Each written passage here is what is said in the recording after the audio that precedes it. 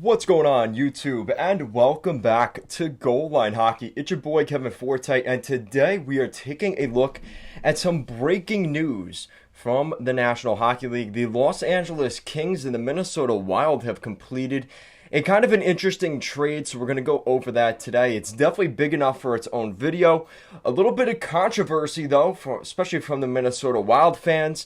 I'll go over that right now. So let's start off with the trade. So the main piece in this deal is the Los Angeles Kings. Very important that I notify this. They acquired the signing rights of Kevin Fiala. In exchange, the Minnesota Wild acquire a 2022 19th overall draft pick. That's the Minnesota Wild's first round pick, as well as defenseman prospect Brock Faber. And they also acquired his signing rights. He is not currently signed. Brock Faber has been playing at the University of Minnesota. Last season, he picked up 14 points in 32 games. As a defenseman, that's pretty impressive. 2 goals and 12 assists. And then last season, he picked up 12 points in 27 games. So this is a guy that's been able to put up points at the NCAA level. So he played for a pretty good team with the Golden Gophers. So that's a pretty good hockey player right there. The Wild also pick up another first-round pick. So this is pretty solid here in return for the Wild. Now, I know Wild fans are upset because they're looking at this as, well, why didn't we get all these good players? Unfortunately, it was the signing rights, and Minnesota was kind of in a spot where they had to trade Kevin Fiala. At least be happy that you didn't get nothing for him. If he was a UFA, the Minnesota Wild wouldn't have gotten anything for Kevin Fiala. So if you look at it in that sense, it's not a terrible trade. For the Minnesota Wild, they clear the cap space and they bring in a good defensive prospect, which definitely they could use some depth on the blue line. He could probably fight for a spot in the NHL next year. Probably going to spend most of next season in Iowa. And they picked up a first-round pick, which, if they really wanted to, they could make a bigger package to bring in a first-line center. So this is a great trade for the Minnesota Wild in that sense. I know they're upset they didn't get more for Kevin Fiala, but this is not a bad trade. This is nothing to really scoff at. For the Los Angeles Kings, you guys are happy, right? Because you're looking at it, this is a slam dunk trade, and we didn't give up the farm in order to make this trade happen. I also want to mention here before we move on, Brock Faber was a second-round pick in 2020. Moving on to the Fiala side of things, the Minnesota Wild give up to the Los Angeles Kings a top 6 winger. Kevin Fiala was a goal scorer. He could put the puck in the back of the net. And this is the second consecutive season that the Los Angeles Kings have picked up a scoring winger. Last year it was Victor Arvidsson from the Nashville Predators for a couple draft picks. And this year it's Kevin Fiala. The Los Angeles Kings have made it pretty clear here that they are looking to compete next year.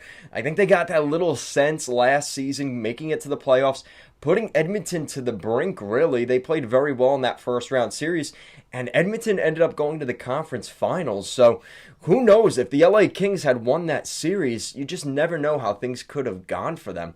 So the Los Angeles Kings got that little sense again of being back in the playoffs. There's still an opening here with Doughty there, Kopitar, Quick. The Los Angeles Kings window is not closed. And now you're starting to add in some of those younger players like Quentin Byfield, Sean Durzi, Mikey Anderson. This is a team that can still compete. Kevin Fiala coming in kind of signifies that. The Los Angeles Kings also signed. Now, this is the report, is that he's going to sign with the Oh, no, it's official. Kevin Fiala signed a 7-year, $7.9 million contract. The actual money is $7.875 million per season. Now, this contract does have some no movement clauses. So from years 2, 3, and 4, there is a no movement clause.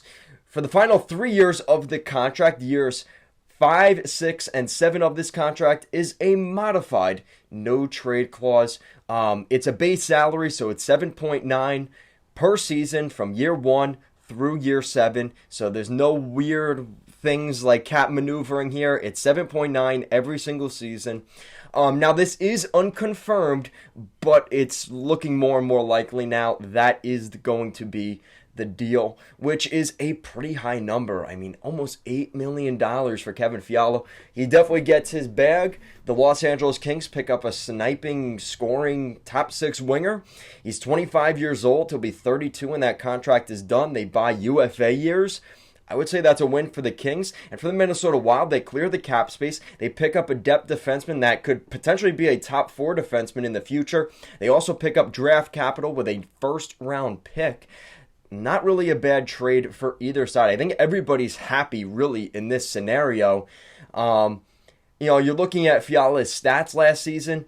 33 goals last season. That is not something to scoff at either. 33 goals, 52 assists. So he's able to pick up points all over the ice. 85 points with the Minnesota Wild last season. He did play the full 82-game schedule, which is obviously sweet. That's a good thing there. He's been healthy. And through his career, 124 goals, 159 assists, 283 points in the National Hockey League in over 400 games. Kevin Fiala is the real deal. Ever since he was drafted by the Nashville Predators, was flipped in that Mikael Granlund trade, going to the Minnesota Wild, and now he ends up on the West Coast for the Los Angeles Kings. I don't think this is it for the Los Angeles Kings. I think they're going to look to make some more additions, specifically on the blue line, but they have their scoring guy.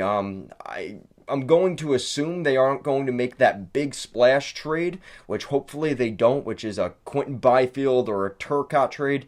They don't need to do that. Keep the guys you've got. You traded Brock Faber. All right, whatever, that's fine. They've got a lot of young defensemen already. I think this is a really good trade for everybody. Again, I know Wild fans are disappointed. They wanted more, but I wouldn't be that upset about it. So let me know what you guys think as of today in the comment section down below. Who won this trade? Guys, as always, thank you so much for watching, and I'll see you again next time.